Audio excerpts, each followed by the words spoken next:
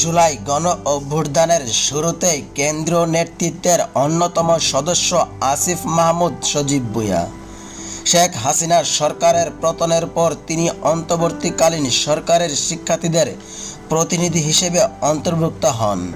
বর্তমানে যুব এবং ক্রীড়া মন্ত্রণালয় এবং স্থানীয় সরকার পল্লী উন্নয়ন এবং সমবায় মন্ত্রণালয়ের উপদেষ্টার দায়িত্ব পালন করেছেন। জুলাই অভ্যুত্থানের রাষ্ট্র সংস্কার এবং দেশের সমসাময়িক রাজনৈতিক পরিস্থিতি নিয়ে শনিবার তিনি কথা বলেছেন দেশের একটি গণমাধ্যমের সঙ্গে। সাংবাদিকের প্রশ্নের উত্তরে তিনি বলেন, নতুন রাজনৈতিক দলের গঠন বা পরিচালনার আমার কোনো সম্পৃক্ততা নেই।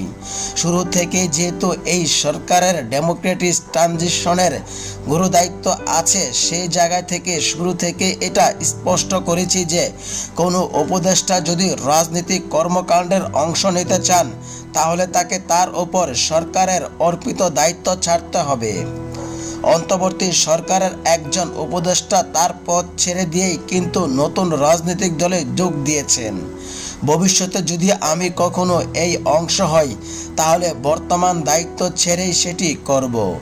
তবে নতুন রাজনৈতিক দলটি দেশের গণতান্ত্রিক চর্চার নতুন ধার উন্মোচিত করবে বলে প্রত্যাশা থাকবে। শুধু নতুন রাজনৈতিক দল নয়, অন্যান্য রাজনৈতিক দলও দেশের রাজনৈতিক সাংস্কৃতিক ইতিবাচক পরিবর্তন আনবে, এমনটাই প্রত্যাশা করি। উল্লেখ্য, একটি স্বৈরাচারী ও এককেন্দ্রিক সরকারের প্রবল নিষ্পনের দিকে কোটা আন্দোলনকে যারা সরকার পতনের এক দফা আন্দোলনের দিকে নিয়ে যান, তিনি তাদের একজন। দ্রুত পরিবর্তিত এবং অনিশ্চিত যেই সময়ে ঝুঁকি নিয়ে তিনি তার সহযোগীদের সঙ্গে নানান পরিকল্পনা করেছেন, সেই সব বাস্তবায়ন করেছেন এবং জনতাকে সম্পৃক্ত করে আন্দোলনকে সফলতার দিকে নিয়ে গেছেন।